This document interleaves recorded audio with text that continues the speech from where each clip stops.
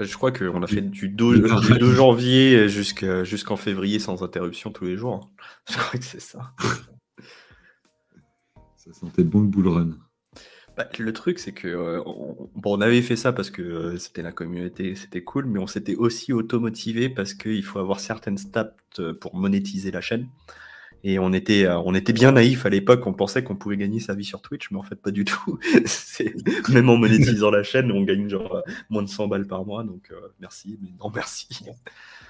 Ouais, Mais bon, puis c'était quand j'avais vu la répartition, là, ça donnait pas super envie de passer au tiers supérieur, là, tu sais, d'être complètement affilié et tout. Enfin, j'ai jamais trop si. plus creusé que ça, mais À un moment, il fallait signer leur contrat à la con, mais genre ils avaient 60% de tout l'argent. Enfin, moi je préfère rien avoir que me faire cracher à la gueule, hein, franchement. Ça m'intéresse pas, quoi. c'est vrai que c'est un peu compliqué les plateformes. Tu te dis, surtout, enfin, nous à la rigueur, tu vois, on fait pas ça en full time sur Twitch. On fait 1 heure par semaine, on s'en fout. Mais il y a des gens, des créateurs de contenu qui ont quelques centaines ou quelques milliers de subs et qui font 8-10 heures par jour daily, tu vois, de stream dont c'est le revenu principal. Et je pense qu'ils doivent se sortir 1500 balles. Enfin, et encore, si c'est 1500 balles avant impôt, à la fin, c'est compliqué, tu vois. Donc, En vrai, tu gagnes plus à retourner des steaks à McDo, hein. ouais. Parce qu'à Bah, McDo, gagner 10 heures par tu vas, jour. bah ouais, à McDo, tu vas faire tes 25 heures, parce que tu as rarement le droit à temps complet chez McDo, mais tu vas faire tes 25 heures, mais ils te filent le SMIC, et au moins, au bout de 25 heures par semaine, tu fais autre chose de ta vie, tu vois. Ouais. C'est chaud quand même. Ouais. Enfin bref, peut-être qu'un jour on verra apparaître comme Theta et comme quelques autres des places décentralisées qui sont un peu plus tournées vers le créateur de contenu et vers les utilisateurs. Bah, en parlant de ça, il y a Lens Protocol qui a sorti sa V2 là sur Polygon. Donc ça commence à se développer un petit peu, mais on est très très loin d'être mature sur les solutions décentralisées. C'est encore en close bêta. C'est pour ça qu'on vous en parle pas beaucoup de Lens. Pourtant, c'est un projet qui est pas si loin de moi au final, même si je suis pas du tout impliqué dans le développement de Lens, parce que c'est fait par la société qui s'appelle Avara. Et qui est le nouveau nom de l'AV Company. Les AV Company se sont D'ailleurs, tu peux rebrandés là. rappeler pour tout le monde, parce que même pour moi, j'ai lu de travers quand Mm. c'est sorti, je suis pas sûr d'avoir tout compris. Faire un petit résumé de la transition là autour du nom de marque autour de AAV. Ben, en gros, le nom AV, il est géré maintenant et enfin, il a toujours appartenu à la DAO et au protocole. Si vous avez du token AV, vous contrôlez le protocole à 100%. Et du coup, bah, la marque appartient plus ou moins à la DAO, mais elle a toujours été gérée, et encore un petit peu aujourd'hui, par l'AV Company. Et c'est l'AV Company qui a créé le petit logo avec le fantôme, qui a créé le nom AV, qui a créé le protocole, le code du protocole à la base. Mais AV, ça s'est décentralisé, et maintenant, c'est la DAO qui a pris le pouvoir par rapport à la compagnie. Et maintenant, c'est un écosystème de 8 prestataires de services. Et du coup, bah, tu as l'ACI. L'ACI, c'est moi. Donc, c'est la compagnie que j'ai créée l'année dernière. Et notre logo, bah, c'est Avechan qui est derrière moi. Donc, c'est plutôt simple, hein. Si vous voyez un fantôme, c'est Avara, qui était l'ancien nom de l'AV Company. Si vous voyez le personnage en animé, c'est ACI et c'est l'AV DAO. Donc, ça permet de distinguer. Si vous entendez parler d'AV et que vous voyez une blonde, c'est que c'est l'AV DAO et l'ACI. Si vous voyez un fantôme, c'est que c'est Avara. Donc, il y a les 8 entreprises qui travaillent pour la DAO. Donc, ACI, nous, on fait le développement court terme, le day-to-day. Donc, quand il faut lister un nouvel actif, quand il faut faire une proposition sur la gouvernance, on fait les frameworks, on organise un peu les règles de la DAO. On est aussi élu pour représenter la DAO à l'extérieur. Donc, souvent, je vais sponsoriser des événements, je vais à des hackathons, etc. C'est ce que j'ai fait avec Lisbonne récemment. On a BGD Labs qui s'occupe du développement. Donc eux, c'est les core développeurs qui créent, qui développent les smart contracts et qui gèrent l'infrastructure. On a 2 entreprises qui sont recrutées pour la gestion des risques, puisque AV, c'est de la finance décentralisée, donc il y a des actifs, qui définit si tu as le droit d'emprunter 80 $ par rapport à 100 $ de dépôt en Ether ou 75 $, ou etc. Tous ces paramètres de risque, ces courbes d'intérêt, elles sont définies par ces 2 entreprises qui sont en concurrence. Donc en fait, à chaque fois qu'il y a une proposition, il y a ces deux entreprises qui font leur proposition. Et comme ça, il y a un peu des garde-fous, puisqu'ils n'ont pas intérêt à s'entendre là-dessus. Ils ont envie un peu de tirer la couverture vers eux à chaque fois, ce qui permet à la communauté d'avoir deux rapports plutôt bien faits et détaillés pour prendre leurs décisions sur les votes. Puis on a deux compagnies d'audit qui sont moins visibles, mais qui sont assez importants, Certora et Sigma Prime. Il y en a une qui est spécialisée dans la vérification formelle et d'autres qui font des audits un peu plus classiques des smart contracts. Et on a Token Logic, K-Part-Key, qui se sont fusionnés pour devenir une entreprise et qui, eux, gèrent les finances de la DAO. Donc on a 30 millions de dollars actuellement dans les coffres de la DAO. Et c'est eux qui décident si on les investit, si on achète tel token. Donc là, récemment, on a acheté du Aura pour s'investir dans l'écosystème Balancer. On a acheté aussi du CRV pour 2 millions de dollars à l'époque, quand il y a eu les ODC deals. Tous ces trucs-là, c'est géré par Token Logic. Donc tu vois, la DAO, en fait, c'est un écosystème, un archipel d'entreprises qui travaillent ensemble pour le bien du protocole et des gens qui ont du AV. Et on espère que le produit AV s'améliore et que les revenus augmentent. Et quand tu regardes 2023, le revenu a augmenté, la TVL a augmenté et les profits du protocole ont augmenté, puisque AV, ça fait partie des rares applications décentralisées qui sont profitables. En gros, il y a Curve, il y a MakerDAO qui sont les plus profitables. Ils gagnent 70 millions de dollars par an. Et il y a AV, c'est les trois principaux. Après, il y en aura forcément d'autres, mais ils sont plus petits, quoi. Et j'ai oublié, forcément, la AV Company, ils bossent encore. Donc, Avara, qui s'est renommé, sa branche qui travaille sur AV, qui s'est renommée AV Labs.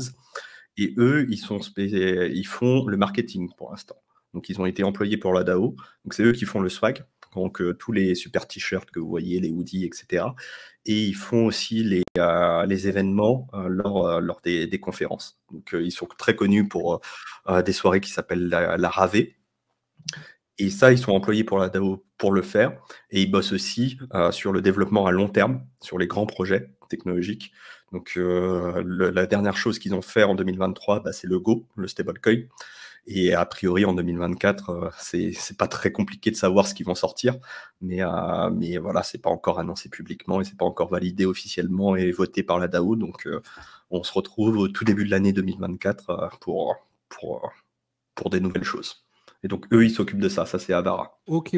C'est beaucoup plus clair en règle générale quand on a deux noms différents pour le protocole et pour la société qui développe, la société mère, on va dire, qui a accouché du produit.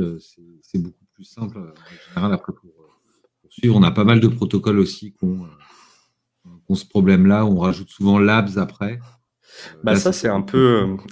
Pour moi, c'est quand tu rajoutes juste Labs et qu'au final, ils font 90% du boulot, c'est une décentralisation qui n'a pas encore réussi. On est dans un protocole qui n'est pas assez mature. Et du coup, c'est genre typiquement Uniswap Labs. T'as l'entreprise qui a créé Uniswap qui bosse dessus et pas grand monde d'autres, tu vois. Et pourquoi pas, hein, tu vois, c'est chacun sa vision du monde, mais on n'est pas dans quelque chose qui se décentralise au fur et à mesure. Aujourd'hui, si on devait faire des pourcentages de qui contribue à quoi, je dirais que l'AV Company, qui est devenue Avara, ils sont peut-être à 5-10%. Et les autres, c'est 90%. Et du coup, c'est plutôt mature, puisque là où il y avait une entreprise, il y a 2 ans, qui faisait 99% du travail, voire 100%, aujourd'hui, tu en as 8 qui se répartissent le boulot, et l'entreprise de base, elle est devenue minoritaire. Et ça, moi, je trouve que c'est une belle preuve de réussite, quoi. Bon, CM, sinon, cette semaine, ce marché, est-ce que ça monte ou est-ce que ça descend? Là, ça ralentit, on va dire. Ça ralentit. J'ai vu le titre, effectivement, de la vidéo d'aujourd'hui. Ça avait l'air de... Ouais. Moi, je trouve qu'on est quand même plutôt pas mal. Hein. Heureusement que ça ralentit. T'as vu la poussée qu'on a eue? Ouais, c'est vrai. Ouais, c'est ça. Ça commence un peu à freiner et c'est des zones où c'est normal que ça freine, quoi. En fait, il y a 2 scénarios qui se rejoignent un peu et c'est ce que j'ai partagé justement dans la quotidienne aujourd'hui. Il y a des gens qui pensent qu'on a encore le jus pour aller chercher du 48 à 50 000 à peu près, cette zone-là. avant de retracer un peu plus brutalement et potentiellement soit après l'approbation de l'ETF spot, soit au moment du halving en avril 2024, ou on pourrait retracer dès maintenant, sachant que 2023, ça a été assez extraordinaire. Je crois qu'on est sur plus 125% à peu près, du point bas vers le point haut pour Bitcoin. Donc, en termes de retracement, à quoi on peut s'attendre? Si on monte très haut à 48-49, on pourrait revenir à 35-36 et ça ferait déjà une descente qui est loin d'être négligeable puisque ça ferait moins 25%. Et là, sur la zone sur laquelle nous nous trouvons, on a des petits retracements de quelques pourcents pour venir chercher 35-36. Et après, on s'enfonce un peu plus vers les 32 pour aller chercher moins de 12%. Et le pire des cas, pour moi, ça serait de venir rechercher 28-29 ici, où de nouveau, on parlerait de moins 20% bien tassé du côté du Bitcoin. Donc, c'est deux scénarios qui se rejoignent dans une correction qui, tôt ou tard, arrivera. Parce que comme d'habitude, ça ne va pas faire que monter. Et quand on voit le temps que ça avait pris ici, entre avril 2023, on était revenu chercher les 25 en juin 2023. De nouveau, on fait le ping-pong. Enfin, ça a pris beaucoup, beaucoup de temps, cette consolidation. Et on peut tout à fait avoir un truc un peu similaire qui se passe jusqu'au printemps 2024. Sachant que, comme on l'a esquissé dans les derniers lives et dans les dernières émissions, on ne sait pas trop à quelle sauce on va être mangé en 2024. Au niveau des États-Unis, il y a un peu tous les voyants qui commencent à clignoter, pas au rouge, mais au orange, on va dire. Et pour autant, on a le SP500, tu vois, qui continue de monter depuis 4 semaines, qui a fait un beau rattrapage depuis un mois. Mais il y a un des deux qui va revenir à la réalité. Soit c'est le consensus d'analystes qui se trompe et on aura un soft landing, pas de récession aux États-Unis et to the moon. Voilà, c'est un peu bizarre vu tout ce qu'on a traversé jusqu'ici. Ou c'est le marché qui est en train de se mentir en se disant que globalement, on n'aura pas de récession. Et lorsqu'elle va pointer le bout de son nez, on a toutes les actions américaines qui vont se prendre un gadin de moins 10, moins 15, moins 20 ou que sais-je. Ça reste pas ultra dramatique pour nous qui sommes habitués à des moins 80, moins 90 en crypto, mais pour eux, pour le SP500, c'est voilà, des volatilités qui sont assez presque anormales. Donc voilà, en fait, on dit un peu pareil depuis ces dernières semaines, on n'a pas trop changé là pour le coup de fusil d'épaule. Je pense qu'on est dans les prémices de la phase 2024-2025, mais j'ai du mal à voir un cycle haussier pour les cryptos, quand bien même on aurait l'approbation des ETF, etc., qui se déclenche dès 2024. Après, on peut être surpris, mais ça colle pas trop en termes de timing. Disons que si on n'a pas décollé pour moi au printemps, il y a quasiment aucune chance qu'on ait un cycle haussier sur 2024. Après, je reste optimiste. Tu veux dire quelque chose, Manu? Vous entendez Manu? Bon, je termine du coup, le temps que tu répares ton setup. Aujourd'hui, pour moi, tout va se jouer là dans les prochaines semaines, tout comme tout s'est joué il y a 3 ans quand on a changé, quand on a lancé l'émission, où toutes les targets ont été dépassés en quelques semaines. Et je le vois sur certains actifs. Il y a certains actifs qui performent très très fort. Il y a quelques semaines, je vous avais dit que mon investissement du moment, je ne suis pas un trader, donc je prends des positions et mes positions, je les tiens au moins 6 mois, voire parfois plus longtemps. Et ma position dans ce moment, c'est Gnosis, je suis à x2 sur cet actif. Ça s'est un petit peu calmé, on est à $190, mais j'ai commencé à rentrer sur cet actif entre 90 et $110. Aujourd'hui, on est quasiment à 200. On peut pas me parler de bear market. Et il y a les gens qui ont parié avec raison sur Solana. Tant mieux pour eux. Moi, c'est pas vraiment ma tasse de thé, mais on va pas se mentir, c'est un actif qui a vraiment performé. Eux, ils sont pas malheureux. Et on voit qu'il y a quand même beaucoup d'actifs qui tirent leur épingle du jeu dans ce marché-là. Et on ne parle pas non plus d'actifs qui sont top 500 du shitcoin qui, alors bien sûr, le Obama Inu 800 Floki Coin, oui, il va t'imprimer des 3000% sur $200 de volume, mais c'est pas de ça qu'on parle. Là, on parle d'actifs qui sont dans le top 100 qui ont des fondamentaux et qui réussissent à tirer leur épingle du jeu. Donc j'ai l'impression qu'aujourd'hui, il y a quelques trucs avec des fondamentaux qui arrivent à bien faire former, et c'est plutôt un marché qui vient récompenser les gens qui ont fait leur devoir. Ouais. Mais On sinon, a complètement perdu Manu. Je suis d'accord avec toi. Hein, là, on est dans une phase transitoire. Et la seule question qui demeure, c'est est-ce que ça peut s'emballer Q1 2024 ? Donc janvier, février, mars, voire déborder sur avril avec le halving. Ou est-ce que on grille cette cartouche-là ? C'est un peu un marché en ventre mou qui attend de voir un peu ce que ça peut donner 2024. Et voilà. Bon, historiquement, le premier trimestre de l'année est souvent très bon pour les marchés, mais bon. Moi, j'observais les réseaux sociaux et il y a quelque chose qui me rend optimiste encore plus, c'est que pour la première fois depuis 2023, là, ça fait 6 semaines d'affilée que les stablecoins sont en progression et en croissance. Ce qui est un indicateur généralement, avec un certain retard, de l'arrivée d'argent frais sur les marchés. C'est-à-dire que pour que le nombre de stablecoins augmente, il faut bien que on envoie des dollars à un Circle ou on envoie des dollars à Tether pour qu'ils puissent imprimer des nouvelles unités en circulation. Alors certains vous diront, hein, les adeptes de la théorie du complot, que bah non, de toute façon ils appuient sur le bouton magique et ils impriment des nouveaux actifs. Mais a priori, si on n'est pas adepte de ces théories, ça semble un indicateur d'acteurs institutionnels ou en tout cas de grosse taille qui se préparent à se déployer sur les marchés.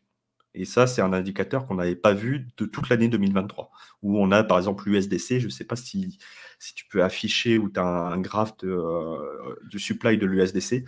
Je crois que l'USDC avait plus de divisé par 2 son supply sur l'année 2023, donc c'était une terrible année pour eux. Non, ça c'est l'USD tout court. Non, ouais, je sais, mais pour l'USDC, pour son. Je sais pas comment. Attends, là. Ouais. Pour l'instant, c'est pas folichon, mais il faudrait plutôt regarder USDC plus USDT. Ouais, ça ce serait un bon indicateur puisque l'USDT avait bien tiré son épingle du jeu là-dessus. USDT, tu vois, on fait un nouveau point haut. Hein. Ouais, tu vois. Et ça, je pense que c'est un indicateur qui est sous-coté et qui nous annonce les choses un peu à l'avance, quelques semaines, quelques mois à l'avance. Et c'est dur d'être complètement pessimiste quand on voit ça. Ouais, c'est vrai, j'avais partagé un ticker, mais je crois que je ne l'ai pas en favori. N'hésitez pas à me dire si vous le retrouvez dans le chat. Il y a une formule de 3 trucs à rentrer dans TradingView et ça nous donne toute la liquidité. Je l'avais partagé sur une émission, je me le suis même pas mis de côté. Bah, je sais. De toute façon, le nombre de fois que j'ai partagé des alphas dans les émissions et que derrière je m'en servais pas moi-même, c'est aberrant. Enfin, les amis, si vous nous regardez, nous écoutez sur YouTube et que vous avez la réponse, n'hésitez pas à la mettre en commentaire. Ouais, je l'épinglerai. Ah, c'est bon, on a Loshi qui nous l'a mis. Market cap, USDT, USDC, BUSD. Ouais, je sais pas si c'est ça. Enfin, moi, dans mes souvenirs, c'était pas ça, mais on doit s'en approcher, ouais. Bah, regardons ce que ça donne. Hein. On verra bien. Bah, faudra encore que j'arrive à le copier-coller sur StreamYard. Attends, je vais essayer du côté de Twitch. On va voir si c'est la formule magique. Suspense. Suspense, attention. C'est parti. Non, c'est parti. Il veut pas. Ah si, ça y est. Ah bah tu vois, on le voit le point d'inflexion. On voit l'année 2023 qui a été done only. Et là, on a ce point d'inflexion qui a commencé quand? Et ça, ce serait intéressant de voir. Ça a commencé en octobre. Ouais, bah voilà. Ça me semble cohérent avec les marchés et ce qui se passe.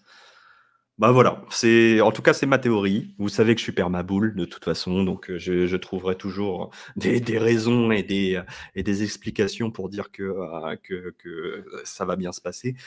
Mais voilà, vous avez ma théorie. On vérifiera dans quelques semaines si c'était complètement farfelu ou pas.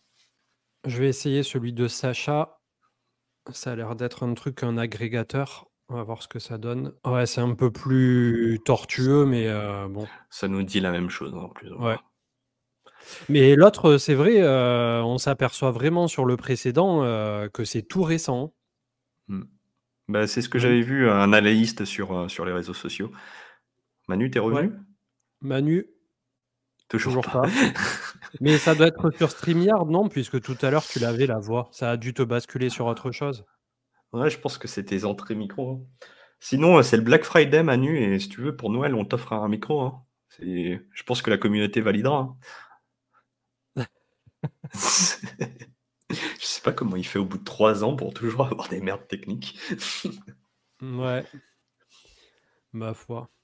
Non, mais en Ouais. plus, il essaie d'avoir des Non, mais nouveautés, hein. en vrai, il a dépensé plus d'argent que nous dans le matos, hein, parce qu'il en est à son 3e ou 4e micro à la con, hein. Donc ça s'accumule, hein, tu sais, de 150, 200 balles à chaque fois. C'est plus que mon chour machin. Au pire, tu prends des petites pancartes. Tu nous écris des messages sur un petit Voilà, tableau blanc et des petits mots d'amour. Bon, bref, on continue. ouais. T'inquiète pas, Manu, hein, tu reviendras quand tu peux. Bon, on a regardé le BTC avec tous les chemins mènent à Rome et aux corrections tôt ou tard, mais à quel prix, c'est plutôt ça en termes de timing. Et après, bah, pour ceux qui regardent encore plus loin, un horizon de temps de plusieurs trimestres, voire un an et plus, bah, on vise tous par la suite un potentiel ATH déjà revenir à 69 000. Et après, un jour, on l'espère tous le dépasser, hein. Mais ça, il n'y a que l'avenir qui nous le dira. Un petit coup Bah, d'œil à Ether. Bah, tu avais partagé dans ton émission, je sais plus si c'était ton émission ou Twitter, que tu avais, des analystes qui parlaient de 130 000, 150 000 comme le point haut du prochain cycle. Ce qui me Ouais, semble quelque chose de cohérent, puisque toi, tu mettais en avant, dans mes souvenirs, la capitalisation totale. Donc 10 000 milliards de capitalisation totale sur les oui, cryptos, sachant que le top du marché précédent, c'était 3 000 milliards. Et du oui, coup, on ferait un x3 sur ce cycle-là, ce qui est en cohérence avec un marché qui mature. On va pas faire x10 ou x20 à chaque fois, hein. Ça, les amis, 100 euros de Bitcoin, ça va plus vous rendre millionnaire aujourd'hui, hein. Et c'est la même chose pour Ethereum, mais c'est normal, c'est des actifs qui sont beaucoup plus matures que les gens qui en ont acheté en 2011, 2012, 2013. On n'est pas dans les mêmes marchés, pas dans les mêmes risques, etc. C'est normal. Mais, mais du coup, on serait sur un scénario qui est envisageable, hein. Pour moi, c'est un scénario auquel je crois. ouais. Bah, en gros, si je dis pas de bêtises, les calculs, c'était à peu près 150 000 $. Ça faisait 3 000 milliards de capitalisation que pour Bitcoin. Ce qui, en soi, si un jour on a un marché qui capitalise au total 10 000 ou 8 000 ou 9 000 ou peu importe, c'est sûr que Bitcoin représentera une partie relativement importante. Donc, à voir. À voir, mais enfin, personnellement, déjà, si on dépasse les 70 et qu'on se rapproche des 100 000, je trouve que ça sera un bon milestone des familles, hein. Ouais, clairement. Ethereum, la malédiction, mon ami, la malédiction se répète, puisque ce matin, j'ai vu passer le truc, j'aurais dû vendre. Après, je suis pas un trader, donc je m'en fous. Mais ce matin, j'ai vu passer un tweet d'une transaction de l'Ethereum Foundation qui se préparait à vendre. Tu sais, ils ont des wallets qui sont un machin, et ils avaient Ouais, ouais, envoyé ouais. 1000 Ethers sur un multisig, et ça, généralement, c'est quand ils se préparent à vendre, généralement, ils mettent ça sur un multisig, et après, ils envoient ça sur Kraken. Généralement, ils passent soit par Kraken, soit par Coinbase, enfin, voilà, par ce genre de truc. Et à chaque fois, l'Ethereum Foundation vend le top. L'Ethereum Foundation, c'est un peu le meilleur trader euh, du marché. Et là, ce matin, ils vendent le truc, on est à 2050 $. Et là, on est passé en dessous des 2000 $. Donc, la malédiction Ethereum Foundation a encore fonctionné. Ouais. Pour autant, là, bah, sur Ether, on est un peu en bout de piste, hein. Il y a un moment, on va falloir prendre une décision, quoi, d'un point de vue de l'analyse technique, mais bon, c'est. L'Ether a sous-performé l'ensemble du marché sur ces dernières semaines. Il a Mm, été complètement écrabouillé par Solana, complètement écrabouillé par Bitcoin et écrabouillé par les alts. C'est le seul qui n'a pas fait son tour de piste. C'est-à-dire qu'à peu près toutes les verticales ont fait leur tour de piste et Ethereum n'y est pas passé. Est-ce que ça veut dire que c'est un actif oublié et pas intéressant? puisqu'il y en a qui disent ça sur les réseaux sociaux. C'est pas vu comme aussi sécure et aussi ancien que le Bitcoin, puisque le Bitcoin a sa propre place et que c'est indétrônable là-dessus, sur ce segment-là. Mais c'est pas vu comme jeune, rapide et innovant, puisque c'est un actif qui est plus mature avec un écosystème développé. Donc ça bénéficie pas de ce que bénéficierait un Solana ou des écosystèmes plus jeunes, type Atom Cosmos, etc. Et donc on est dans un entre-deux qui déplaît à personne, mais qui plaît à personne au niveau des investisseurs, ce qui le défavorise sur les marchés. Moi, je pense que va y avoir une volatilité très forte. Et je reste très, très confiant sur l'écosystème Ethereum en général.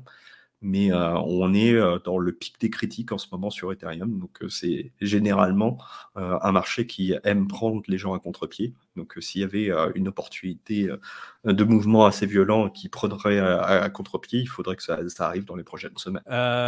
T'en penses quoi de ce qui s'est passé avec Atom Cosmos là, et le gars qui pète un câble suite au vote c'était un vote communautaire, hein, Oui, ils ont limité l'inflation à 10% par an, Ouais, ce qui pour moi est la meilleure décision depuis la création d'Atom Cosmos, puisque Atom Cosmos, c'est un bon écosystème. Je me souviens, j'étais allé il y a plus d'1 an maintenant au Cosmosverse à Lisbonne. Donc c'était en 2021, donc il y a presque 2 ans maintenant. Et j'avais été impressionné par la qualité des développeurs, la qualité de l'écosystème. Et on n'était pas du tout sur du scanner normal qu'on voit beaucoup dans les conférences un peu altcoin. Genre la NIR conférence, c'était une horreur il y a 2 ans. Maintenant, c'est vachement mieux NIR. Ils se sont bien améliorés comme écosystème, mais bon, c'est un autre sujet. Mais il y avait un gros problème, c'est que les tokenomics d'Atom, c'était insupportable, quoi. Il y avait une inflation à 2 chiffres énorme. Chaque token, chaque chaîne avait une énorme inflation, et du coup, tu te retrouvais à être dumpé sur la gueule par les stakers en permanence, ce qui a fait que l'écosystème Cosmos a sous-performé tous les autres, mais en même temps avec des tokenomics complètement pourris. Il se trouve que là, on redonne un petit peu quelque chose de cohérent au Atom. Je ne comprends pas toujours l'utilité du Atom. Il faudra que quelqu'un m'explique. Mais là, c'est honnête, hein, je ne suis pas du tout en train de critiquer forcément une autre truc. Pourquoi les gens ont du Atom? Je ne comprends pas. C'est quoi l'utilité de ce token? Mais s'il y a une utilité des tokenomics cohérentes, pourquoi pas qu'ils tirent leur épingle du jeu, hein. Il faut de la diversité et c'est plutôt pas mal, hein. Alors voilà, l'utilité, c'est les airdrops. Donc en fait, c'est ça le truc, c'est que en fait, vous détenez un token pour un shitcoin pour avoir d'autres shitcoins. Généralement, moi, c'est pas convaincant, personnellement. Ça doit être bon, là. Yes. Ah bah voilà, on est content de te revoir. J'ai dû débrancher la box, rebrancher la box, relancer le PC. Bref, j'avais plein de choses intéressantes à dire, mais vous avez tout raté. C'est dommage, c'était un monologue incroyable. Je suis sûr que c'était magnifique. Ouais. Du coup, on te laisse la parole, hein. On a beaucoup parlé. Vas-y. L'Ether, il met du temps à partir, donc c'est normal que ça prenne son temps. C'est toujours comme ça. Sur le graphe, ça se voyait. Il avait louvoyé pendant pas mal de temps avant de dire ok les mecs, je suis prêt. Ouais, bon, on va voir ce que ça va donner. Et puis, comme on l'a vu l'autre fois, tiens, quand on était sur Ether, ETH dominance qui ressemble à très très peu de choses près à Ether contre Bitcoin. C'était un truc que j'avais pas forcément relevé avant que Bitcoin justement nous le montre l'autre fois. Là, on avait eu un bear market de gros cochon quoi en 2018 sur Ether avec moins 95%. Je me souviens à quel point les bitcoiners étaient insupportables à cette époque-là. Ouais. Voire peut-être même moins 98, je sais plus à combien on était exactement. Moins 94 exactement. Okay. Entre le top de 2018 et le point bas. Donc là, on a un double point bas entre septembre 2019 janvier 2020, maxi bull run. Là, on a la période du merge en décembre 2021. Et derrière, la bérésina qu'on a connue avec Ether qui est venu chercher $880. Et à ce moment-là, on est venu shooter 14% de dominance ici. Donc, c'était le moment ou jamais. Mais ce qu'il faut en retenir de tout ça, c'est qu'au final, grosse descente en 2018, mais pas du tout de descente là sur ce bear market là. Donc il s'est extrêmement bien maintenu Après, est-ce que pour autant, ça va en faire un actif en mode l'élu pour ce cycle? Voilà, comme on dit souvent, on n'a pas de boule de cristal, mais avec Bitcoin à ce jour, c'est le second sur lequel on peut un minimum s'appuyer en tout cas. Moi, j'ai deux charts que j'aimerais montrer aux gens en même temps sur Ethereum. C'est Bitcoin Ether, je pense, qui a touché son point bas et qui est en train de remonter, qui est en train de reprendre de la dominance et des parts de marché par rapport au Bitcoin. Et le deuxième qui est très intéressant, c'est Solana ETH aussi, puisque Solana a extrêmement surperformé. Et en fait, pourquoi je parle des deux? Parce que les deux, tu vois, si on zoome un peu là, parce que tu montres plusieurs années, c'est les deux. Pourquoi j'en parle? Parce que sur les réseaux sociaux, il y a 2-3 semaines, les gens étaient insupportables. C'est la première fois parce que moi, la communauté Solana, j'ai pas vraiment d'attache avec eux, je m'en fous un petit peu. Et j'avais des gens de la communauté Solana ils sont allés chercher des tweets de moi d'il y a 1 an et demi et qui ont dit Marc, t'as vu le maximalisme, le Solana c'est le meilleur, machin et tout. Et si tu montres le chart Solana ETH, l'instant où ils m'ont tagué, c'est le top de Solana Ethereum. Et ça, bien sûr, c'est une anecdote, on s'en fout, mais c'est un rappel que le marché adore faire le. Donc là, c'est le contraire, hein, c'est ETH Solana. Oui, c'est ça, le point bas et voilà, ici, donc quoi. le point bas, voilà, le top ou le point bas dans ce sens-là, bien sûr. Et ça, c'est le marché adore rappeler l'humilité à certains investisseurs qui sont un peu trop amoureux de leur coin. Et généralement, quand les bitcoiners annoncent la mort d'Ethereum, quand les gens qui ont des altcoins annoncent qu'ils ont gagné, c'est le bon moment de redispatcher ses positions et de passer à autre chose. Tu sais, contrairement à ce qu'on a pu dire depuis pas mal de temps, en fait, on a quand même des actifs qui sont soit un peu vieux, comme tu as dit, mais qui sont quand même sérieux, comme Ether et Bitcoin. Et au final, l'idée, c'est que bon, ce qui est nouveau plaît, etc. Ça fait pite, ça pite. Bon. Qu'est-ce que vous voulez que je vous dise? Non, mais touche à rien, mon pote. Hein. Vas-y, continue, c'est pas grave. Non, ouais, j'en perds mes mots. Mais ce que je voulais dire, c'est que le marché est plus mature, je pense, d'année en année. Et donc, sur Ethereum, on a peut-être un lag, effectivement, des choses comme ça. Mais tout ce qu'on a dit pendant tout le bear market, c'est-à-dire sur la vraie utilité d'Ether, du réseau, le nombre de dApps qui sortent chaque jour, le fait que le stacking, la proof of stake, ça a effectivement changé peut-être cette vision par rapport au proof of work, mais qu'au bout du compte, on a quelque chose qui est un actif qui est, on l'a dit, déflationniste, qui est yield, etc. Ça fait qu'au bout du compte, on a un actif qui, pour moi, vaut le coup. On aura toujours les mêmes problèmes avec Solana qui reviendront, c'est-à-dire une blockchain qui s'arrête sans prévenir. Ça, c'est quand même très grave. Et pour l'instant, on a eu quand même, je crois, il n'y a même pas très longtemps, la blockchain qui a sauté.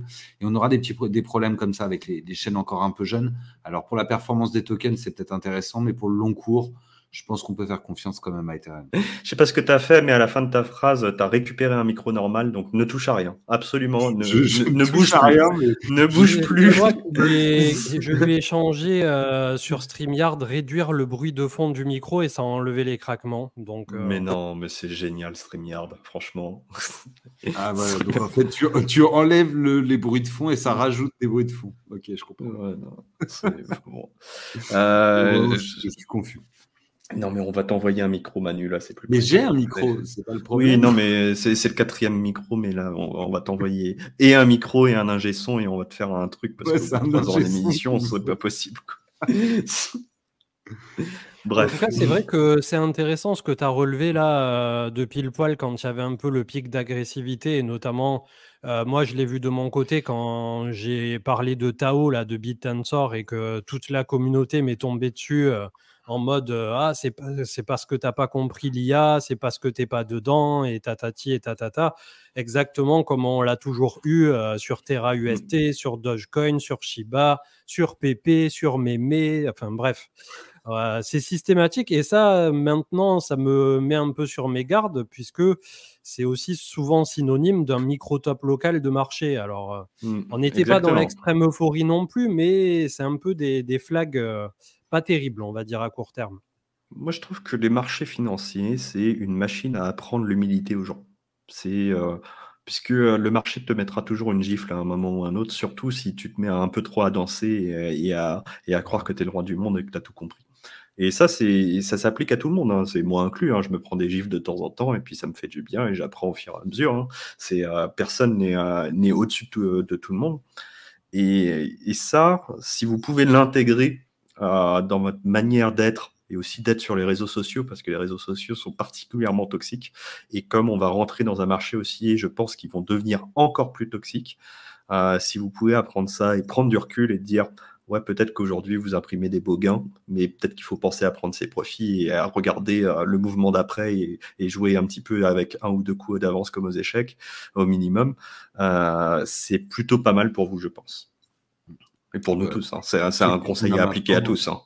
Ceux qui sont là maintenant, ils ont appris, hein. Ceux qui balancent leur 35e mois d'abonnement, si prise de profit il n'y a pas eu, il y aura en tout cas. C'est clair.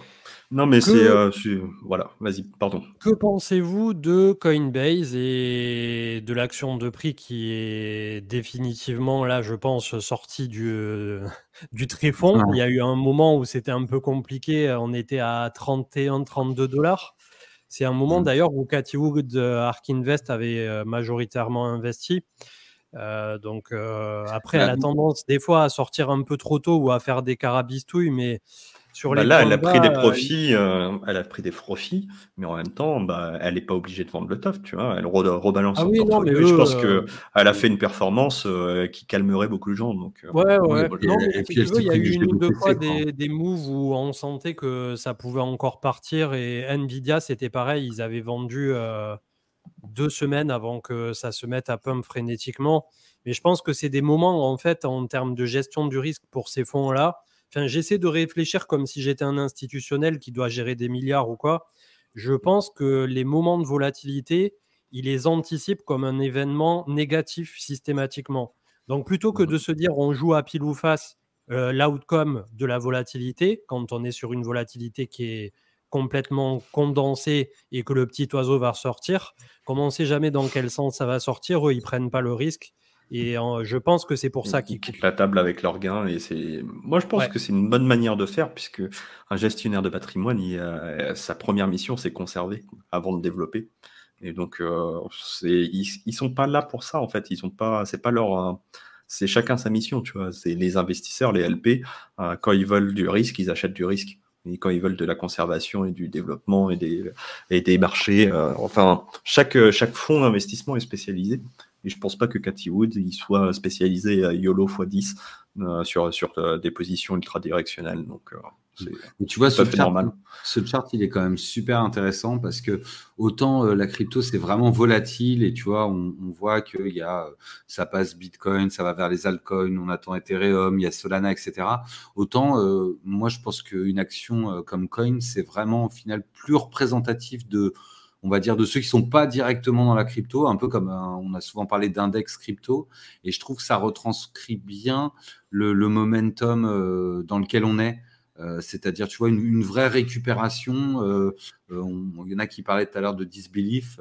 Le moment où justement on n'y croit pas vraiment, mais en tout cas sur les marchés actions, on voit qu'il y a des gens qui commencent à y croire et c'est pour ça, à mon avis, qu'on a un redressement de l'action à ce niveau-là qui permet quand même au final de s'exposer aux cryptos tout en restant dans la bourse avant l'introduction des fameux ETF dont on parlait, qui, à mon avis, vont être un catalyseur très violent.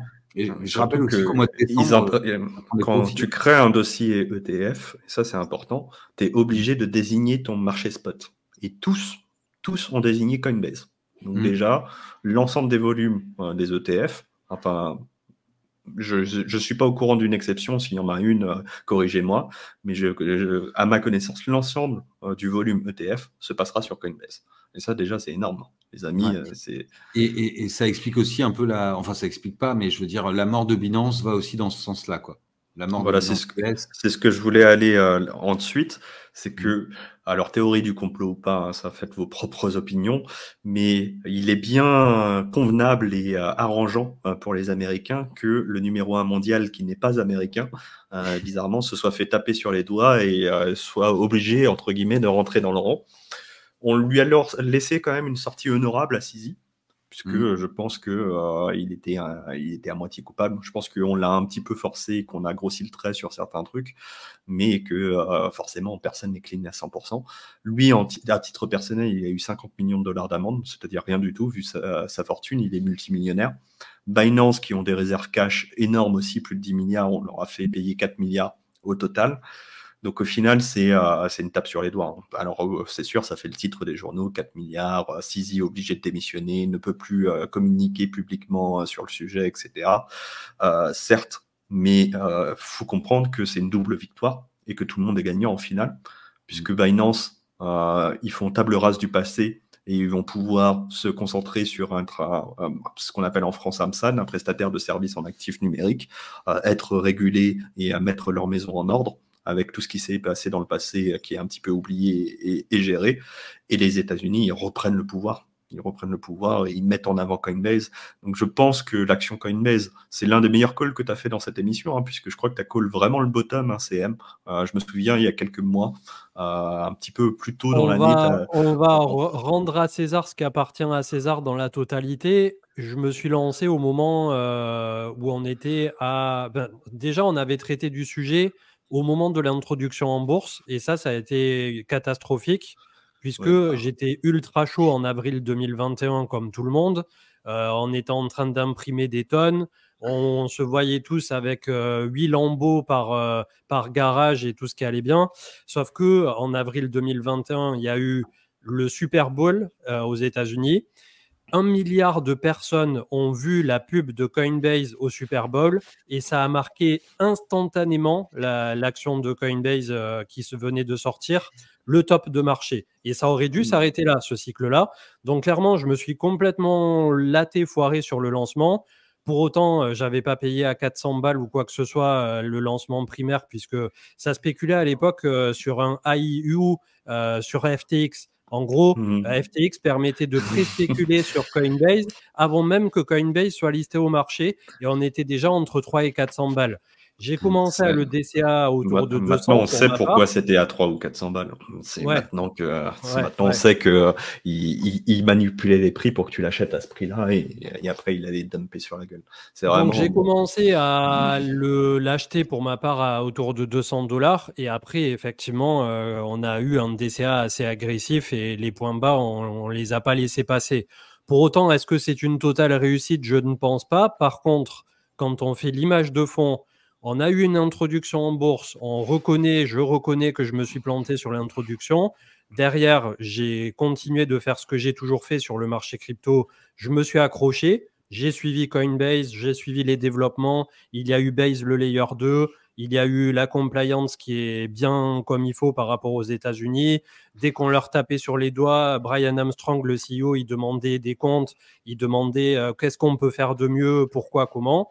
Et petit à petit, ça m'a conforté dans l'idée, sans même savoir qu'il allait y avoir les ETF ou que Coinbase serait choisi ou quoi que ce soit, de continuer le DCA à la baisse tout du long. Et là, maintenant que le marché est en train doucement mais sûrement de se retourner, oui, ça apparaît comme un move plutôt opportun et plutôt porteur. Mais ça l'a pas toujours été, et je préfère faire la rétrospective d'avoir cette intelligence, cette honnêteté intellectuelle pour montrer à tout le monde que c'est pas parce que vous partez mal à un moment donné que si vous avez une conviction et que vous vous y tenez sur ne serait-ce que là, c'est quoi? C'est 2 ans. Avril 2021, 2023, on est sur un peu plus de 2 ans. Et bien voilà, ça finit au bout d'un moment par porter ses fruits. Et en bull run, je suppose que Coinbase pourra offrir beaucoup plus. Mais bon, voilà. Moi, je suis extrêmement optimiste sur cet actif, mais vraiment extrêmement optimiste. On a fait table rase de toute la concurrence. C'est eux qui sont de facto la source officielle de où aller trader des bitcoins pour les institutions. Et, tous les ETF vont passer en volume par là. Ils sont plus blancs que blancs. et ils seront ultra régulés. Ils ont un procès avec la SEC et il n'y a pas de settlement. Hein. Ils vont au procès et je pense qu'ils vont gagner leur procès. Ils sont très confiants et tous les analystes sont extrêmement confiants sur leur chance là-dessus. Donc, tu as remporté leur procès et les ETF. Pour moi, 2024, c'est l'année de l'action coin. Je ne suis pas personnellement exposé aux actions américaines parce que pour des raisons fiscales, ce n'est pas le plus intéressant pour moi d'être là-dessus. Mais en même temps, en vrai, tu payes tes impôts et c'est quand même des opportunités qui sont intéressantes, mais c'est juste que ce n'est pas mes verticales. Coinbase et probablement Tesla, 2024, des très bonnes années. Mais Nvidia, je suis moins sûr, tu vois, par exemple. Je pense que Nvidia, le soufflet va retomber. Ouais. Nvidia, ce qui pourrait les sauver, c'est un nouveau président des États-Unis qui revienne en arrière par rapport à ce qui vient d'être fait là, par rapport à la Chine et tout ça. Mais bon, c'est un peu compliqué. Il y a eu tellement de spéculation sur Nvidia, tu vois, les startups OpenAI, là, ce qui s'est passé récemment avec OpenAI. Enfin, certes, ils ont la part d'union, hein, c'est eux qui vendent les pelles et les pioches dans la nouvelle ruée vers l'ordre de l'IA, mais on est sur des capitalisations qui sont folles maintenant. Alors, les gens disaient ça de Tesla et Tesla a continué de performer, donc j'en sais rien. Peut-être que je me trompe. Il y en a pas mal aussi qui défendent une théorie que tout ce qui est Nasdaq, Tech et tout ça, qu'on n'est qu'au début d'une potentielle vague qui va, comment dire, attirer énormément de capitaux pendant que d'autres sous-domaines se verront se faire évaporer, quoi. Qu'on aura une concentration de liquidité qui est déjà bien concentrée, mais qui va le devenir encore et encore plus. Je ne sais pas jusqu'où ça peut aller, mais... le truc, c'est que l'IA, c'est un marché qui est très porteur. Ça a été un succès immédiat. C'est-à-dire qu'il y a eu plus d'adoption de ChatGPT que toute la blockchain en plus d'une décennie. Et ça, c'est une réalité. Hein. Aujourd'hui, il y a plus d'abonnés à ChatGPT+, donc qui payent 20 € par mois, que d'utilisateurs de Bitcoin, Ethereum et de toutes les blockchains réunies. Et en fait, soit on l'avoue, et on le reconnaît, que notre technologie, la blockchain, a été beaucoup moins adoptée que cette nouvelle technologie, soit on se ment à soi-même. Mais en tout cas, pour moi, c'est un état de fait. Cependant, il y a des coûts qui sont tellement importants que c'est rentable pour personne. C'est rentable pour une seule entreprise au monde, elle s'appelle Nvidia, parce que c'est eux qui vendent les cartes graphiques pour entraîner les modèles. Il n'y a pas de start-up aujourd'hui IA qui gagne de l'argent. Hein. Ils perdent tous des millions. Hein. Après, moi, la seule question que je me pose par rapport à cette concentration, comme disait Jalot là dans le chat, on a Apple à lui seul qui fait plus que tout le CAC 40, donc ça devient démentiel, tu vois, en termes de capitalisation, c'est complètement zinzin. Ça serait, est-ce qu'on peut revenir à un peu ce qui s'était passé, j'ai plus les années exactes en tête, entre 1850 et 1930 à peu près, quand il y avait eu notamment le pétrole là aux États-Unis. Tu avais Carnegie, tu avais JP Morgan et l'autre là, il y avait un troisième qui avait la main mise chacun sur leur domaine. Et en fait, au bout d'un moment, c'est l'État américain qui a dit c'est bon, stop vos conneries, on ne peut pas avoir un seul monopole absolu dans le pays pour tel ou tel domaine. Et aujourd'hui, bien que ça soit beaucoup plus diversifié, on n'en est pas là. Est-ce qu'un jour, on ne va pas avoir une telle concentration que ça sera presque considéré comme illégal ou, tu sais, le truc de la concurrence aussi là. C'est ce qu'on appelle antitrust. Ouais, antitrust aux États-Unis, c'est un truc assez puissant. Il y a eu plusieurs trucs. Hein. Il y a une jurisprudence antitrust qui est assez connue. Hein. On parle dans le chat de Rockefeller, effectivement, c'est Standard Oil. Oui, c'est ça. Voilà. Une douzaine d'entreprises pétrochimiques, pétrolières, je ne sais pas comment on dit, pétrolières. Effectivement, hein, mais ça me semble pas applicable parce que antitrust, il faut avoir un monopole. Et un monopole, c'est vraiment une entreprise qui a 90-95% des parts de marché. Je crois que y a genre Microsoft qui, à l'époque, avec Windows, s'était fait taper dessus. Mais c'est très très rare, hein, ça n'arrive pas toutes les semaines. Hein. Ouais, d'ailleurs, le coup de Microsoft, je crois qu'ils avaient dû filer du fric à Apple, du coup, pour dire regardez. Ouais. Regardez, on n'est pas tout seul. Ah, ça, c'était un délire. Oh putain. Mais ouais, Bill Gates aussi qui a fait le grand philanthrope et tout ça, mais à la fin, tu t'aperçois que c'est pas forcément pour des raisons très philanthropiques, justement. Ouais, bah ça malheureusement, plus je vieillis, moins Enfin bref, je vais pas. J'étais pas loin du Tokyo Drift. On va revenir à la crypto. Les idoles de hier ne sont pas forcément celles de demain. Voilà, exactement. Je pense que tu as bien résumé les choses. C'est que plus je vieillis, plus je me rends compte que si les gens admirent certaines personnes, c'est rarement les plus admirables qui sont admirés. Voilà. Je te fais une petite parenthèse quand même qui a un rapport avec mon passé de médical et pharmaceutique, j'ai envie de dire.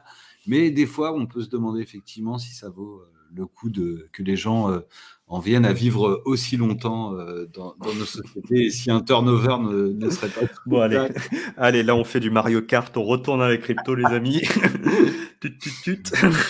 Bon, en tout cas, Nvidia. Je te remets dans les cryptos, mais une chose est sûre, ce qui est incroyable par rapport à ce qu'on disait là sur Coinbase et surtout sur Binance, c'est d'avoir eu une réaction aussi inexistante pour quand même l'arrêt de Binance aux États-Unis, l'arrêt de CZ des activités crypto publiques et une amende record. Le marché n'a absolument pas bougé. Et la news, autant SBF, etc., ça avait fait exploser le truc, autant là, la news, on a dit bon, ok, ouais, c'était possible que CZ tout soit pas propre, bon, next. Mais en fait, la smart money a été smart là-dessus dans son analyse et a compris que c'était une double victoire. C'était à la fois une victoire de Binance qui pouvait repartir sur une bonne base. Certes, ils ont perdu le marché américain, mais c'est pas grave. Il leur reste toute l'Asie et toute l'Europe, parce qu'on va pas se le cacher. Il y a beaucoup de gens qui nous écoutent qui traitent sur Binance, et de facto, le leader européen, ça reste Binance. En Asie, je vous en parle même pas. Et le reste du monde, les États-Unis, ils vont reculer. Bon, certes, mais ça reste, ils ont quand même la majorité du monde, ils vont quand même avoir de beaux volumes, mais victoire en même temps de Coinbase, tout le monde a gagné. Et du coup, la smart money, ils se disent, je vous rappelle que quand même, on disait il y a 6 mois dans cette émission, CZ c'est le boss final. C'est-à-dire, certes, là, le mec de Celsius va en tôle, certes, Docone va en tôle, mais le jour où CZ ça se passe mal pour lui, là il va falloir s'accrocher à ses chaussettes, ça va mal se passer. Et au final, CZ est arrivé, c'était un peu le boss final, mais ça a tellement été préparé intelligemment en avance, et le mec c'est du 4D de chess, donc il a vraiment négocié une sortie qui est honorable, où tout le monde a l'impression d'avoir gagné, ce qui est la preuve d'une très belle négociation qui a bien réussi au final, que le marché encaisse le truc et on passe à l'étape suivante. Et pour moi, je pense qu'on a retiré une épée de Damoclès au-dessus des investisseurs en se disant qu'est-ce qui va arriver, est-ce que c'est un problème, etc. Ça, on l'a mis de côté, et du coup, on peut repartir sur de bonnes bases. C'est un événement que... Exactement, et ça arrive en fin de bear. Donc, pour moi, c'est pour ça que je reste optimiste sur 2024. Les étoiles sont alignées. Qu'est-ce qui pourrait nous arriver maintenant ? Très concrètement, qu'est-ce qui pourrait nous arriver ? USDT, mais USDT, depuis que je suis dans la crypto, on nous en parle, donc ça va faire en 2025, ça fera 10 ans. Est-ce que tu ne penses pas que c'est sur la to-do list en suivant justement de Binance des États-Unis de s'attaquer au stable ? Ce serait dans l'intérêt des Américains de préférer USDC à USDT, puisque USDC est facile à contrôler, parce que USDC, tu décroches ton téléphone et si tu as ce que les Américains, le gouvernement appelle un bad guy, tu sais qu'il va se faire freeze son argent dans la seconde, parce que c'est vrai que Circle, donc qui est l'entreprise sœur de Coinbase qui s'occupe de USDC, eux, ils sont full compliance, ils sont pas là pour la décentralisation, ils sont pas là pour le cyberpunk, etc. Si l'État leur dit, écoutez, dénoncez je sais pas qui, ils dénoncent immédiatement et ils se posent même pas la question. Donc, effectivement, l'acteur américain a intérêt, si on est dans cette théorie, entre guillemets, du complot, mais bon, on est aussi sur des acteurs qui défendent leurs intérêts, il n'y a pas besoin de faire du complot non plus. Ils ont favorisé Coinbase. Est-ce qu'ils favorisent Circle ? Ça aurait du sens. Et donc, ça reste du dollar. Mais comment ils font sortir ? Voilà, ça reste du dollar, donc ils pourraient se dire, on s'en fiche, puisque de toute façon, tant que c'est du dollar, ça nous intéresse. Et deuxièmement, est-ce que c'est si dérangeant l'USDT, tu vois ? Ça dérange qui, au final ? Non, bah, est-ce qu'on a sur Coinbase les paires, moi je suis pas sur Coinbase, mais les paires sont majoritairement aussi comme sur les autres exchanges centralisés en USDT ou en USDC plutôt? Ah non, Eh je ben, crois que tu as quasiment pas de paire en USDT sur Coinbase. Bah, t'as Enfin, ta ça fait réponse. longtemps que j'y suis pas allé, mais non, non, non, c'est USDC, bien sûr. Il Voilà, donc, existe un USDC, USDT qui existe, hein, bien sûr. Il y a ouais. peut-être Bitcoin USDT pour des raisons historiques et des arbitrages, mais Et moi, je il pense n'y a que tu as plus, la hein. raison au fur et à mesure. T'as pas besoin en fait d'attaquer USDT frontalement et surtout s'ils ont du dollar backé, qu'ils achètent des obligations court terme, etc., etc. Ils jouent plutôt le jeu. Je pense que l'idée c'est plutôt de ramener la clientèle des exchanges centralisés sur du Coinbase, voire même, tu vois, d'aller et on peut se demander si les attaques sur Binance vers le BUSD, des choses comme ça, bah, Le n'amènent pas. BUSD, ils l'ont tué, hein. Le Bah, ils l'ont BUSD, ça fait. n'existe Alors, plus. ils ont laissé l'USDT et Binance Ah a, non, a viré Binance, l'USDC. voilà. Et Binance vire l'USDC et Voilà. ils essayent de diminuer l'USDT et là, ils lancent un truc, je ne sais pas si vous avez suivi, ça s'appelle le First Digital Dollar, FDUSD, et vraiment, ils misent à 100% là-dessus. Après, je n'ai pas trop dig ce que c'était, mais je pense que c'est un USDC, enfin, c'est un nouveau BUSD. Hein. Ouais, oui, c'est Mais ça.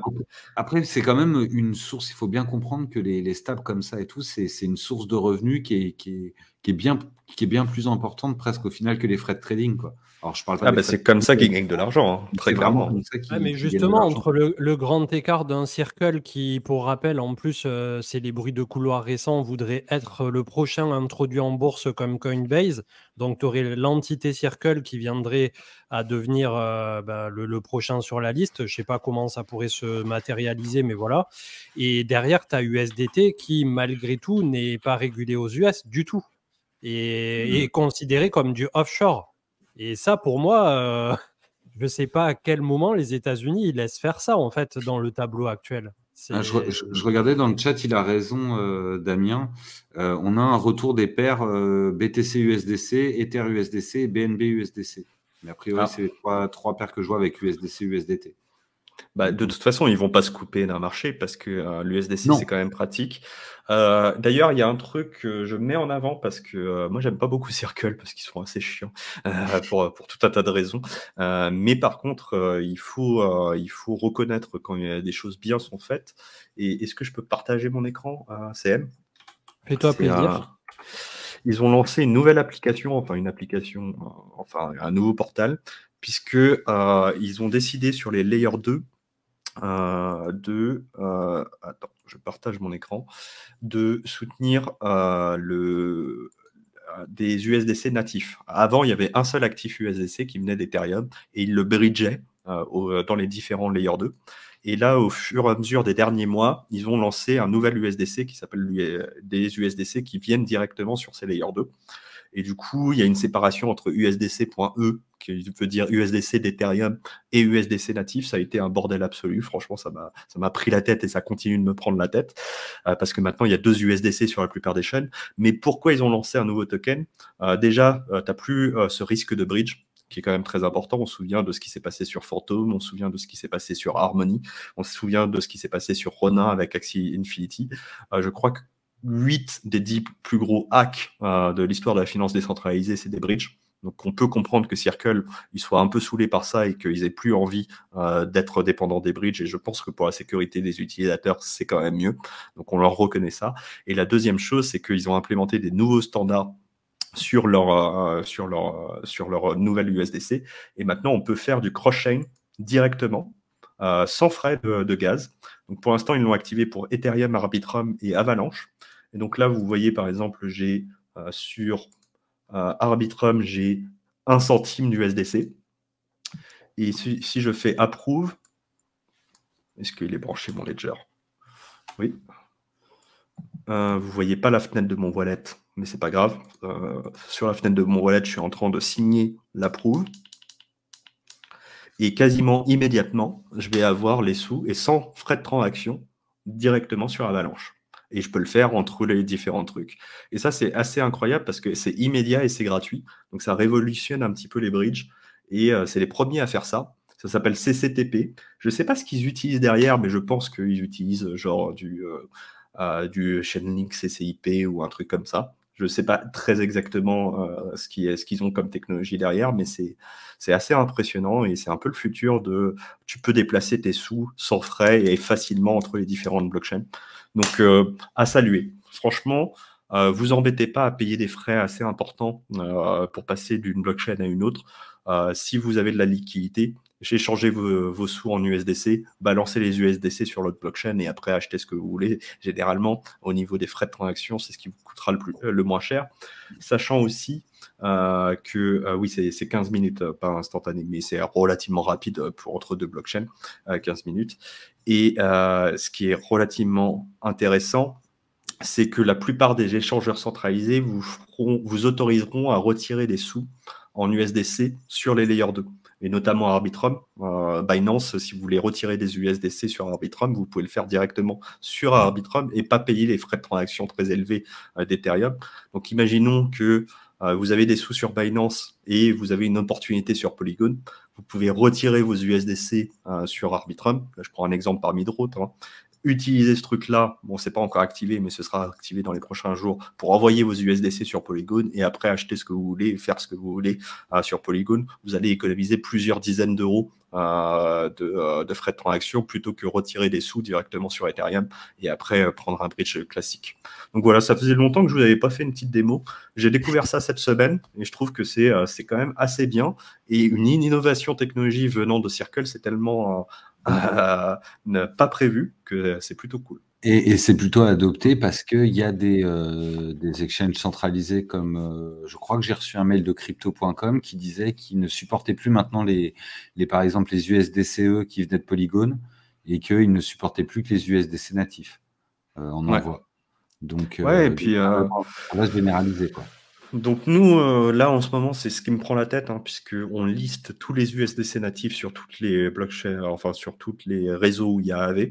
Donc on a fait Avalanche il n'y a pas longtemps, là on vient de faire Optimism, on a fait Arbitrum il y a quelques mois, on va faire Base de Coinbase forcément, et on va faire Polygon, POS, donc, qui sont les deux prochains.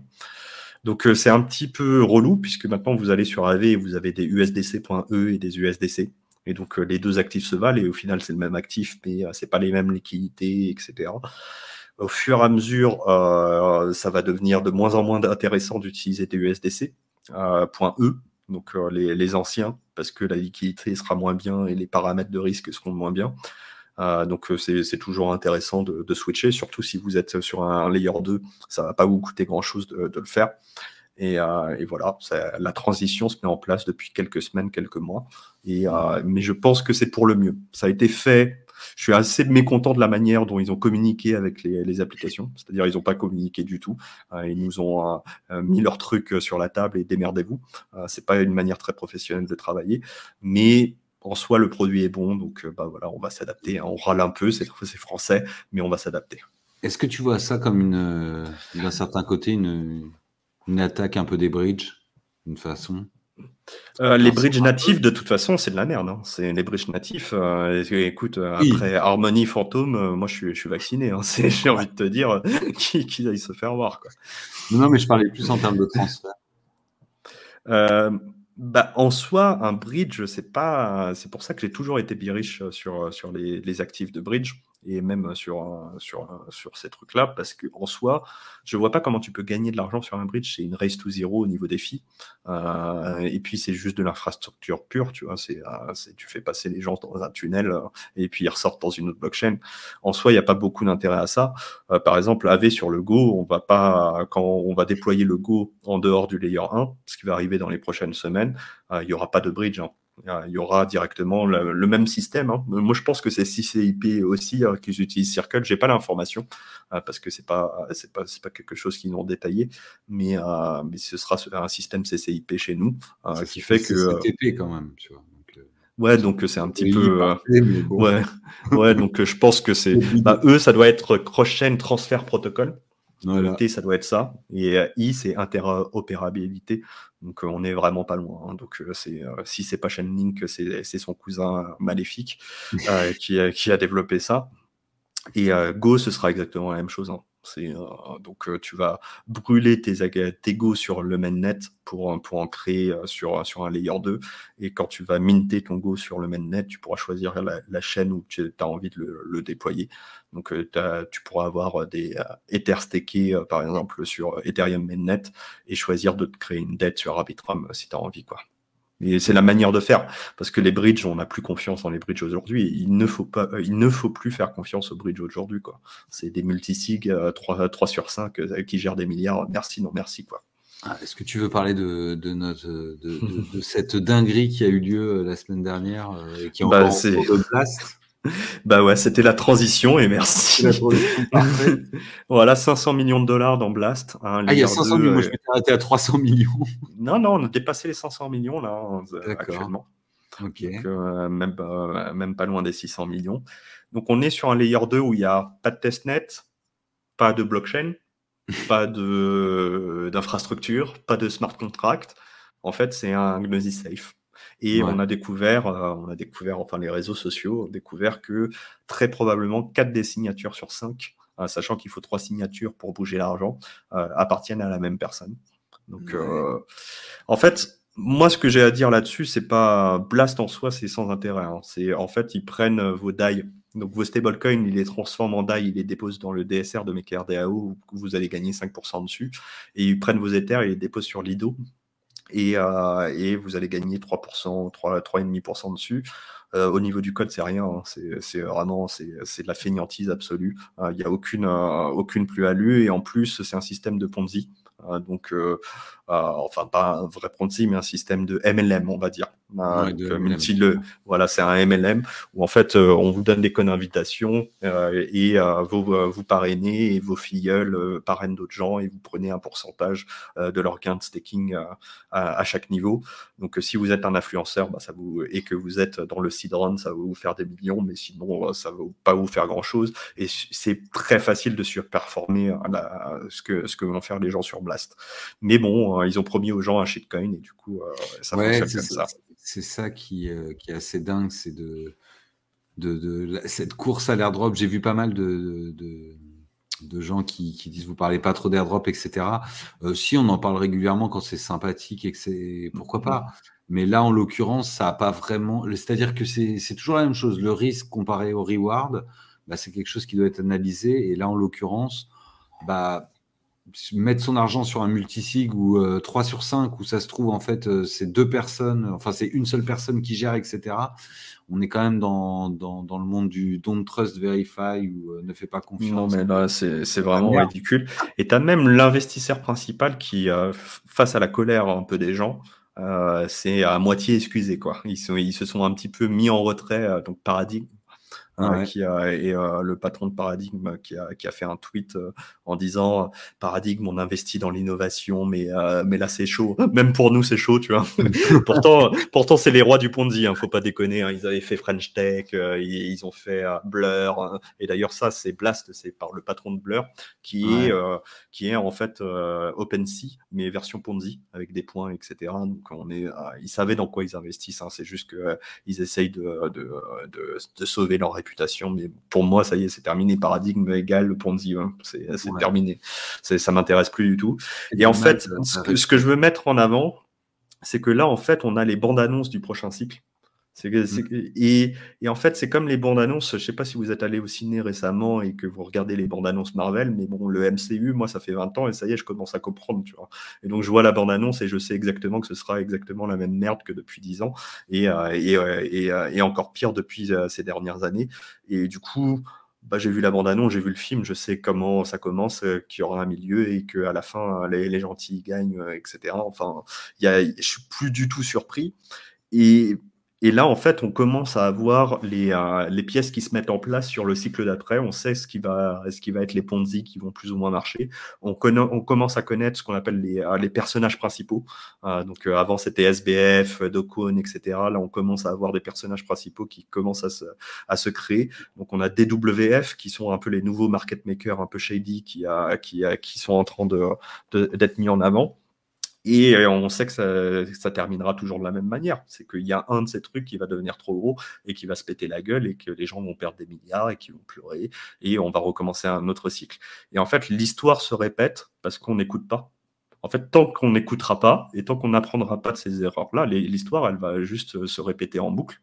Et là, j'ai vraiment l'impression que il y a un an tout pile, c'était la chute de FTX et qu'on est exactement dans les mêmes merdes.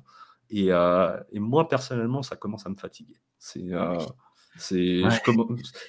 Tu vois, 2025, ça fera 10 ans que je suis dans la crypto et ça évolue pas pour le mieux, quoi. Enfin, j'ai pas l'impression que ça évolue pour le mieux. C'est que il y a 10 ans, il y avait beaucoup moins d'argent, mais il y avait des idéaux. Aujourd'hui, il y a beaucoup plus d'argent, mais il y a beaucoup moins d'idéaux, tu vois. Et je sais pas, la technologie a évolué, maintenant on peut faire des vrais trucs, donc ça reste majoritairement positif. Mais personnellement, je suis de plus en plus épuisé, quoi. C'est philosophiquement. Ouais, ça c'est sûr qu'on a quand même des changements de paradigme assez importants. Il y en a qui diraient que même Ethereum qui passe du proof of work au proof of stake, c'est une déception. Je peux etc. comprendre, hein, c'est une autre Oui, manière de voir le monde, hein. Franchement, je peux comprendre. oui, non, mais clairement, il y a des choses comme ça. Et après, on sait que si on veut grossir, si on veut que la crypto grossisse, effectivement, il faut qu'elle colle quand même un petit peu plus au monde réel et qu'il y a toujours, dans toute utopie, une mise à l'épreuve avec le réel qui fait que on n'a pas forcément tout à fait exactement la même forme qu'on pouvait l'imaginer quand on l'a rêvé, entre guillemets, ou en tout cas quand ceux qui l'ont lancé l'ont rêvé. Après, on peut quand même espérer qu'on ait quelque chose d'assez intéressant. Et je pense que c'est quand même pas le moment de baisser les bras parce que on a quand même des sujets importants, assez forts, tels que tout ce qui peut tourner autour des identités digitales, des CBDC, MNBDC, tout ça, qui sont des sujets sur lesquels il ne faut pas arriver non plus trop fatigué, quoi. Ouais, clairement. Je suis un peu. C'est de quoi je parle. Moi, très clairement, si on revient exactement dans les mêmes merdes et que tu as des trucs complètement centralisés qui font des milliards et des milliards et que tu as un espèce de gourou qui devient le demi-dieu de l'écosystème, ce cycle, c'est mon dernier. Hein. C'est très clairement. J'ai fait ce que j'avais à faire, j'ai contribué ce que j'avais à contribuer. Il me reste encore pas mal de choses à faire du côté d'AV quand même. Donc, quand je dis ce cycle, c'est mon dernier, normalement, un cycle, il reste quelques années. Tu vois. Donc, on n'est pas à se dire au revoir dans 3 semaines. Hein. Mais voilà, si on revient exactement dans les merdes, je termine ce que j'ai à faire et puis je me casse. Hein. Merci, au revoir. Ça ira. Au bout de 10 ans. Tu peux juste avouer que tu es déçu depuis que tu avais converti tout ton bag en ADA Cardano. Hein. On peut Oui, comprendre. ça j'avoue aussi. Hein, en même temps, c'est le futur, n'est-ce pas, ADA Cardano. Ton truc était assez marrant, quoi. Ouais. C'était assez drôle, quoi.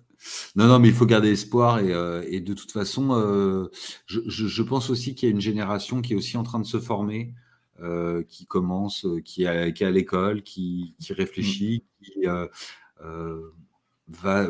bosse sur ces nouveaux outils hein, qui sont quand même en devenir et on aura de plus en plus de bras et de têtes dans les années qui viennent. Donc ça, moi, je reste Et, quand même. et c'est vrai qu'on en a beaucoup plus qu'avant. Hein. Oui. Et surtout, on fait des vraies choses sur la blockchain aujourd'hui. C'est-à-dire que c'est le premier bear market où on s'ennuie pas du tout. En fait, il y avait quand même des nouvelles applications qui sortaient tout le temps. Et j'ai quand même fait plus d'une transaction par jour, tous les jours, pendant tout le bear market. Ce qui n'était pas le cas le cycle d'avant et encore moins le cas le cycle encore avant, puisque je faisais quasiment rien sur la blockchain il y a 2 cycles, quoi. Ouais. Oui, à part le Donc, trading, il n'y avait pas grand-chose à faire. Hein. voilà, à part des échanges centralisés, à trader des shitcoins et à perdre son argent, comme tout le monde. Hein. Mon premier cycle, il a ressemblé au cycle de tout le monde. Hein. Et c'est comme ça, quoi. Et donc, il y a quand même du mieux. Je suis un peu pessimiste parce que je suis peut-être fatigué, j'ai besoin de vacances. Mais pour moi, c'est décevant qu'on n'aille pas de l'avant sur tous les sujets et que j'ai vraiment l'impression que Blast, c'est un recul.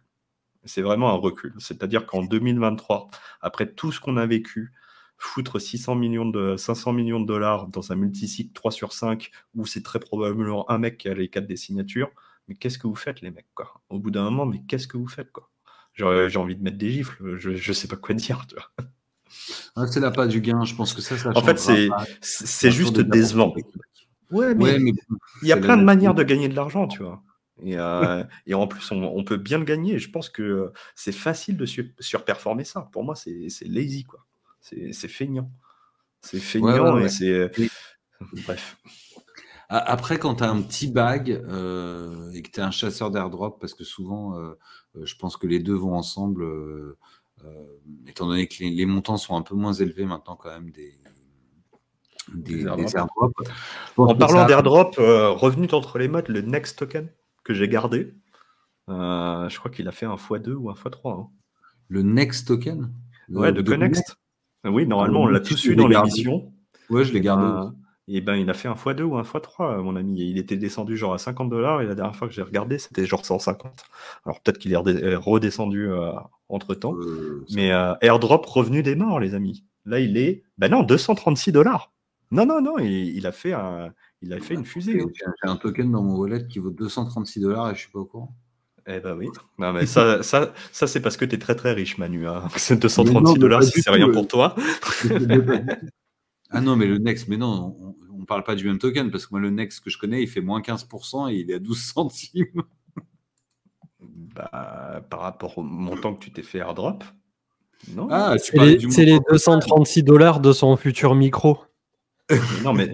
Ah non, tu parlais de airdrop total qui faisait 236 $. Bah oui. Je croyais que par token faisait 236 $. Oui, non, mais là, tu bois des drogues, mon ami. Ah bah c'est pour ça que je me disais, je l'ai pas mis. Parce qu'on en avait quand même reçu peut-être 1000. Je me suis dit que ça faisait quand même beaucoup d'argent tout de suite. Non, bah franchement, t'abuses. J'ai eu un petit coup de chaleur. T'abuses. Bah, de quoi t'acheter un micro correct, quand même. Mais mon micro, c'est les nouveaux. C'est comme ça. C'est comme ça. J'adore, il essaye même plus de se justifier. C'est comme ça.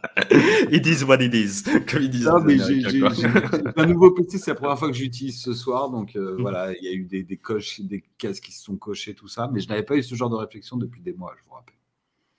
Ou presque.